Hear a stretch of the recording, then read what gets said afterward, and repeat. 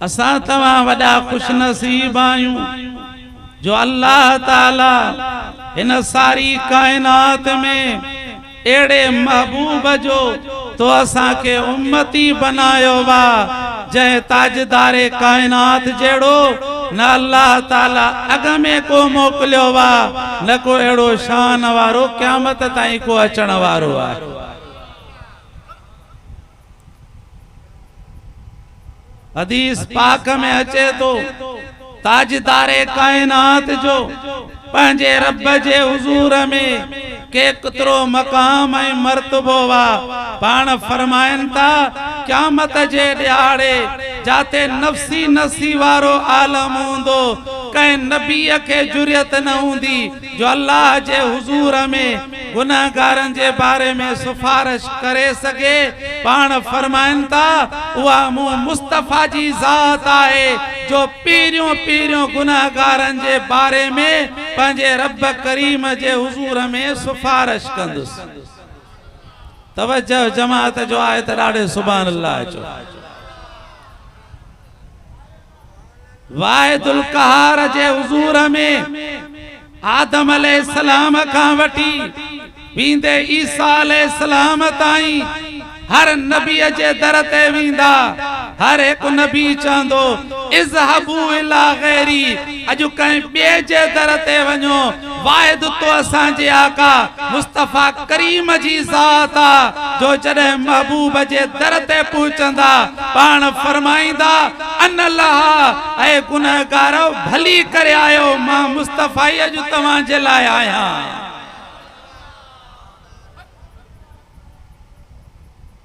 जॾहिं एड़े वफादार महबूब जी असाई तव्हां के गुलामी मिली आ तो ने महबूब असां मोहब्बत बि कयूं ऐं न सोने जे फरमान ते हलूं इताअत कयूं। ये जिंदगी ॾाढी मुख्तसर आहे। साईं जे वाइज़ खां पंहिंजा त पंहिंजा पर परावा बि वाक़ुफ़ आहे। इंशाअल्लाह ताला वो अहल बैत जो शान साहबा कराम बिनी जान जे सरदार जो शान बुधाइंदा जो इंशाअल्लाह ताला दिलियों मुनवर थी। बाकी आज चंद गालियों अवां जे सामो पेश करे तो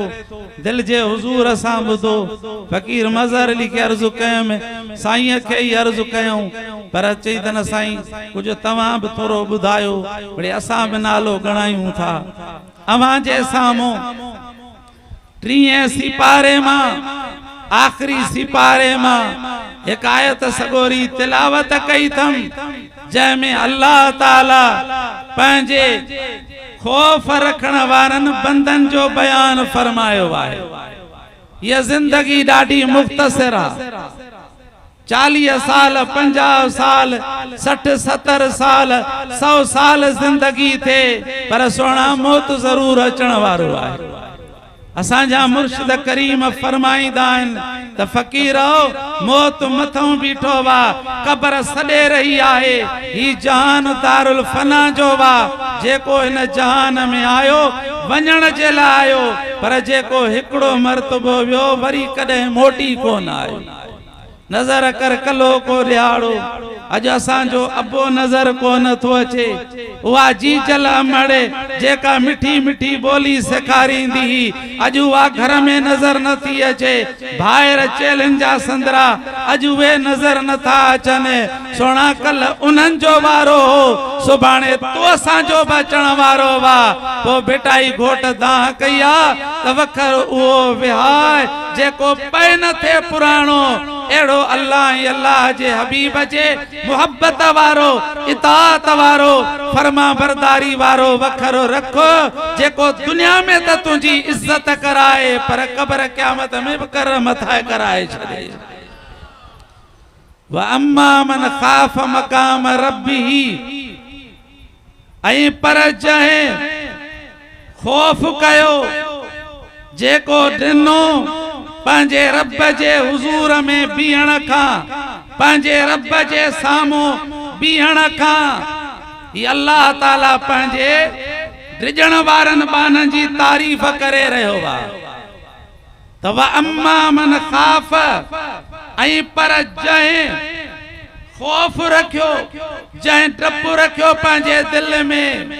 मकाम रब्बी, पंहिंजे रब जे हुजूर खां बीहण में, त जै मुझे रब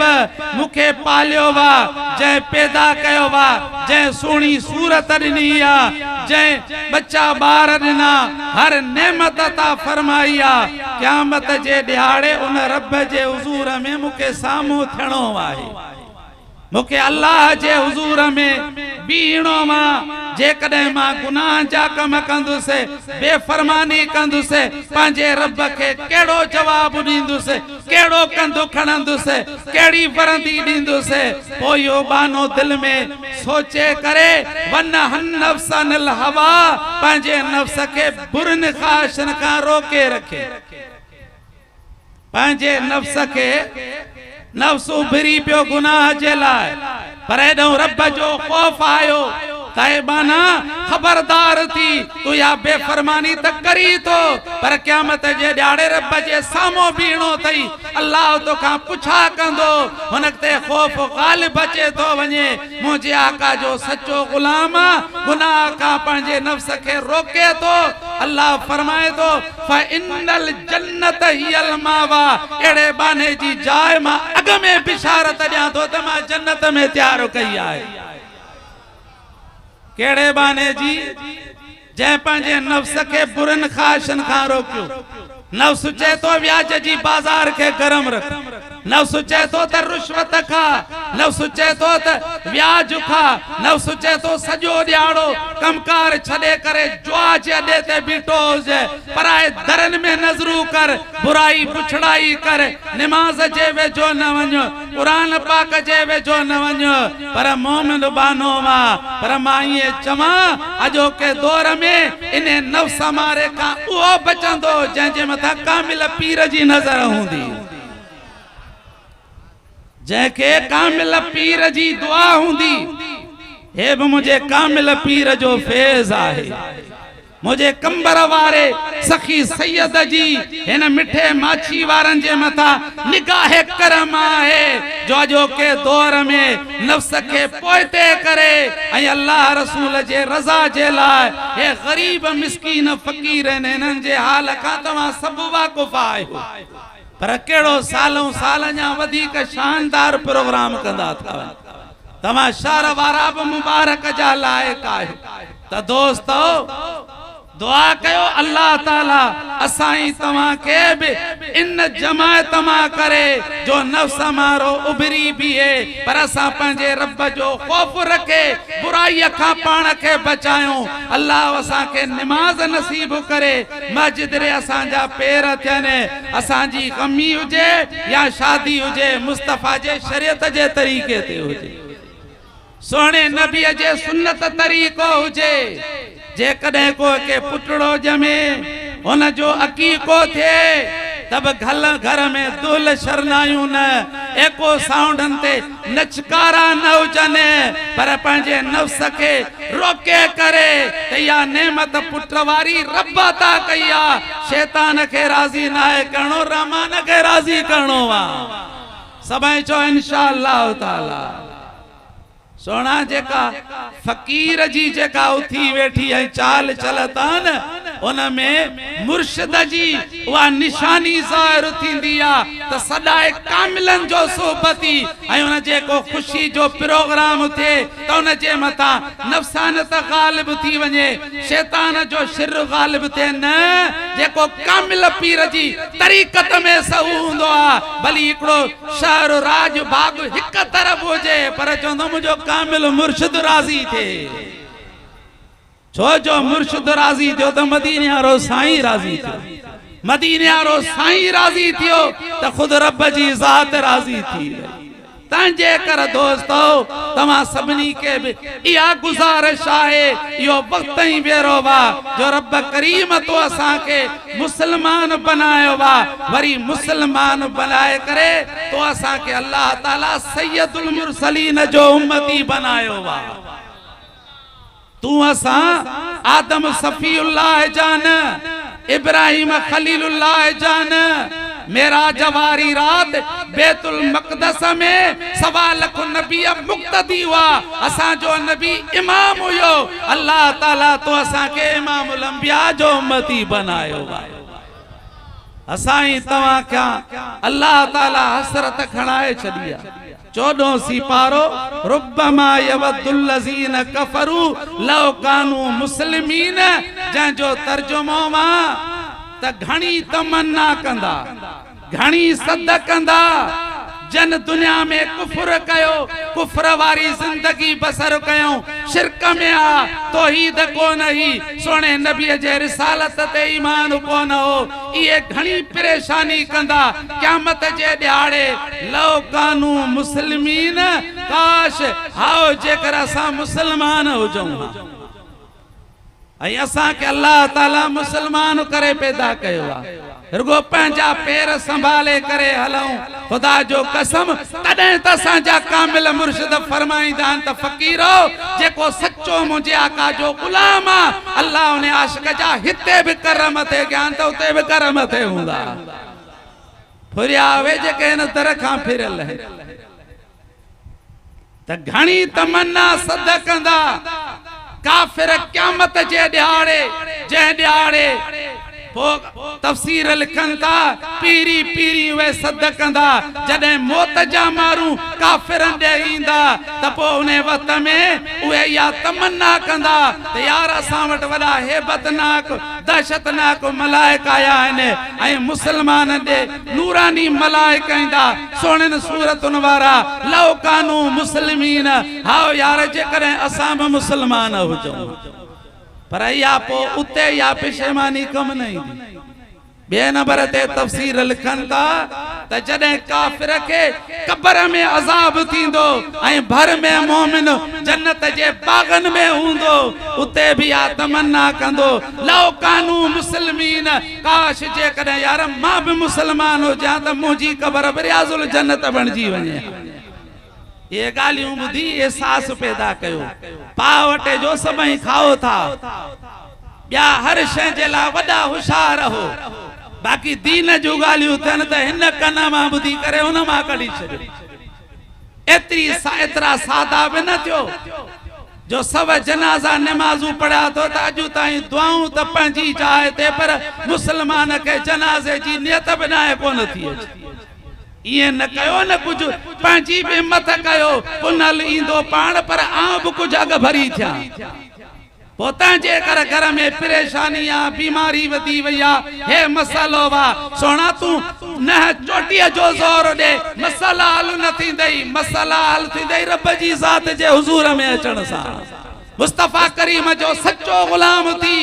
कामिल पीर सा सच्ची निस्बत रख तू मिठे मछिया में बैठो होंदे ये सोना हथ खणंदई कम ठही वेंदई इंशाअल्लाह ताला ऐ बे नंबर ते जडे मुसलमान जो हिसाब किताब थींदो ऐ मोमिन के हुकुम थींदो मोमिन आने पंहिंजे महबूब जे अगवाणी में मुरकंदो जन्नत जा दर खुलंदा ऐ जन्नत जे बागन में जन्नत जे महलन में रवानो थींदो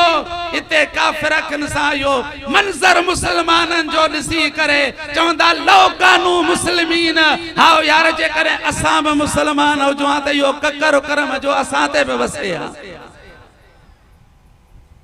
ॾिसो था मुसलमान हुजण केॾी नेमत आ केॾी भलाई आ जो अल्लाह जो कुरान आ त काफिर केतिरियूं हसरतूं कंदा उन खां बाद में जडे कहे गलतिन जे कर मुसलमान गुनाहन जे कर दोज़ख में पांदो ओ गुनाहन जो हिसाब किताब लोड़े करे जडी मल दोज़ख जा दर खुलंदा ऐ मुसलमान बाहर निकरंदा वरी काफिरन जे ला दर बंद थींदा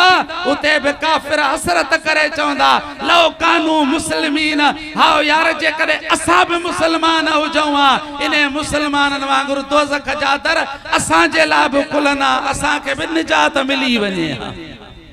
हजरत सैयदना अबू सईद खुदरी रदी अल्लाह ताला अन्हु खां रिवायत आ कहीं असहाबी पुछुस त साईं रुब्बमा यवद्दुल लज़ीन कफरू लौ कानू मुस्लिमीन इन जे बारे में भला बिनी जहान जे सरदार कुछ फरमायो तेन मा छा मुराद आ हजरत अबू सईद फरमाया त हाओ मां इन पंहिंजे कनन सां ॿुधो वा मुझे मुस्तफा करीम हीअं फरमायो वा सुभान अल्लाह पाण फरमायो त जॾहिं मुसलमान गुनाहन जे सबब जे कर तौबा ताब न थियो वा मग़फ़िरत न मिली आ वो जेकॾहिं गुनाहन जे कर दोज़ख में पियो उनखे जॾहिं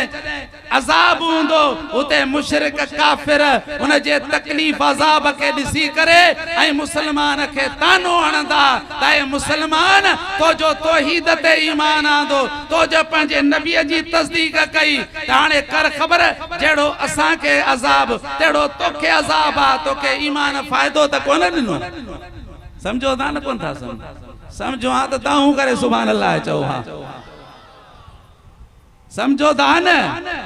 त जेकॾहिं कंहिं गुनाहन जे कर ताजदारे कायनात फरमायो त मुसलमान दोज़ख में हूंदो हेॾो दोज़ख जे अज़ाब में मुसलमान हेॾो वरी काफ़िर मुशरिक उहे ॾिसी करे बरोबरे ते आ मेहड़ जा आहिनि ॿिए हंधों जा आहिनि सुञाणूं था हिक ॿिए खे त यार ही काफ़िर आ ही मुसलमान आ उहे काफ़िर तानो हणी चवंदा त हे मुसलमान कर ख़बर दुनिया में तव्हां त पाण खे अल्लाह जो दोस्त सॾाईंदा हुयो वॾियूं ॾाड़ू हणंदा हुयो त असांखे बेश्त में मक़ाम में वञंदा अॼु त असां सां गॾु दोज़ख में हो बसि हेॾो मुशरिक जो तानो हणण ऐं ख़ुदावंदी ग़ैरत जलाल में ईंदी जोश में ईंदी अल्लाह ताला पंहिंजे मक़बूल बानन के मलाइकन के नेकोकारन के ऐं फ़रिश्तन ऐं पंहिंजे अंबियावन के हुक्म फरमाईंदो त तव्हां मूं रब जे हुज़ूर में इन्हनि गुनाहगारनि जी सिफारिश कंदा वञो मां रब करीम तव्हां जे सिफारिश सां इन्हनि खे दोज़ख मां कढंदो वञा ॿाहिरि सुभान अल्लाह मालूम थियो त मुसलमानी वॾी वॾी कम वारी आहे पोइ वक़्त में मुसलमाननि जे लाइ दर खुलंदा ऐं उतां निकिरंदा वेंदा वरी दर बंदि थींदा हिते मुशरिक इहो मंज़र ॾिसी असरत में चवंदा लौ कानू मुस्लिमीन हाओ यार जेकॾहिं असां बि मुसलमान हुजूं असांजी बि को सिफारिश करे असांजो बि को अल्लाह जो प्यारो को बाह मां वठे हां अल्हम्दुलिल्लाह असां तव्हां सुन्नत जमात वारा भाग वारा हूं जो कंहिं न कंहिं कामिल जे दामन में असां तव्हांजो हथ आहे पर भला भाग आहिनि हक़ वारी जमायत वक्त जे बहादुर कलंदर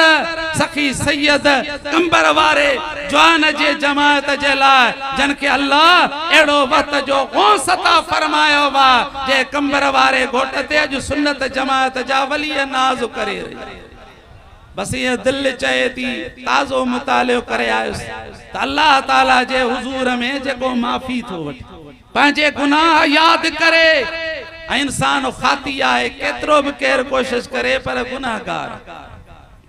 हदीस पाक में चे तो क़यामत जे ॾियारे जॾहिं मीज़ान ताराज़ीअ ते हिक गुनाहगार जा नेक अमल ऐं बदियूं तोड़ियूं वेंदियूं पोइ ते गुनाह वधी वेंदा नेकियूं खुटी वेंदी या तवज्जो सां ॿुधो इते जवत में नेकियूं खुटी वेंदियूं गुनाह वधी वेंदा अल्लाह ताला मलाइकन के फरमाइंदो इज़हबू बिअब्दी इलन्नार हिन मुझे बाने जो नेकियूं खुटी वयूं गुनाह घणा तस हिन के दोज़ख में वठी वञो जॾहिं मलाइक हिन के वठी दोज़ख ॾे रवाना थींदा हेॾो दोज़ख जो दरवाज़ो खोलियल हूंदो वो गुनाहगार दाह करे चंदो या इलाहुल आलमीन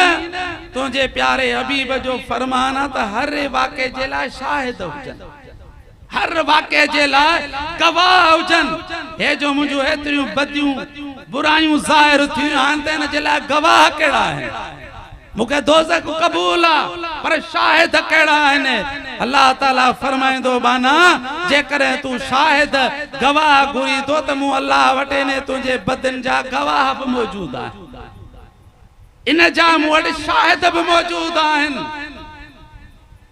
पोइ बानो चवंदो या अल्लाह हाज़ुर थियनि अल्लाह ताला अल यौम नख्तिमु अला अफवाहिम व तुकल्लिमुना ऐदीहिम व तशहदु अर्जुलुहुम बिमा कानू यक्सिबून। अल्लाह ज़ुबान ते मोहर हणाए करे उन बाने जे उज़वन खां शाहिदी वठंदो। हे तव्हां असांजा हथ केतिरा गुनाह जा कम था सोना, ये हथ क़यामत जे ॾियारे गवाही ॾींदा, या अल्लाह हिन तुंहिंजे बाने तो अहिड़ी नेमत मूं हथनि जी अता फरमाइसां, हिन सां हे गुनाह कया। ये पैर पंहिंजी गुनाह जी गवाही ॾींदा। हे ज़ुबान जेका सॼो ॾियारो ठगी पराई गिला गीबत कूड़ दिल आज़ारी में हलूं था, या ज़ुबान गवाही ॾींदी। हे कन जन सां बुरायूं बुछड़ायूं ॿुधूं था कलाम नाजायज़ गुफ्तगू, याने अल गर्ज़ सभई उज़वा उन जा दुश्मन थी करे उन जी गवाही ॾींदा। अल्लाह ताला फरमाईंदो बाना हाणे कर ख़बर, हाणे एतबार आई, हा मुंहिंजा मोला हाणे मां लाइक़ु। हाणे जॾहिं मलाइक वठी करे उन गुनाहगार खे दोज़ख जे दर ते पहुचंदा, इते रहमत आलम ताजदारे कायनात इमामुल अंबिया फरमायो तो उन गुनाहगार जे अखिन जे वारन जे पिंपड़िन मां हिकड़े पिंपड़िया जो वार रब जे हुजूर में दाह कंदो। या इलाहुल आलमीन बराबर इन जूं लखे करोड़े बदियूं इन जा गुनाह इन जे हर एक जड़े उस्वे इन जे पतिया जी शाहिदी ॾिनी आहे। या रब मां हिकड़ो वार इन जे अख जे पिंपड़िन मां गवाही ॾियां थो, हिक ॾियारे न तुंहिंजे बंदे पंहिंजा गुनाह यादि करे तो रब जाॾो रुनो मां हिकड़ो वार इन जे गोड़े सां पुसी पियो मां भिनी पियो से। हाणे तुंहिंजी मर्ज़ी आ, हेॾो करोड़े गुनाह हेॾो हिकड़ो गोड़ो वा जंहिं अख जे भिरुअ खे जे वार खे पुसायो वा, हेॾो रब जी रहमत जोश में ईंदी। अल्लाह फरमाईंदो वार तुंहिंजे न हिक गवाही जे कर मां रब पंहिंजे रहमत खे ज़ाहिर करे हिन जे ज़िंदगी जा गुनाह हिन जो फ़ैसिलो इहो तब्दील कयां थो, दोज़ख जा दर बंदि थी वेंदा, मुस्तफ़ा जो गुलाम जन्नत में पहुची वेंदो। वो जरा गौर विचार करते जलसा कम वारा आहिनि। वो तंहिंजे कर दोस्तो कुछ वक्त ही वेरो कढो। अजे दिलियूं असांजूं सख्त थी वयूं आहिनि, हेतिरा वाइज़ ॿुधूं आलिमनि जा बुज़ुर्गनि जा, पर कल्ब सख्त थी विया आहिनि। तंहिंजे कर जो वक्त ही वेरो वा, अहिड़ा सुहिणा आलिम असां तव्हांखे वाइज़ ॿुधाइण आया आहिनि। इंशाअल्लाह हिननि जो क़दुरु करे वियो। अल्लाह जी रहमत बाह न ॻोल्हींदी आहे, बाह न ॻोल्हींदी आहे। इंशाअल्लाह ये जो को प्रोग्राम आखिरी दुआ सलातो सलाम थींदो, सभिनी जा बेड़ा पार थी वेंदा। वाखिर दावाना अल्हम्दुलिल्लाह।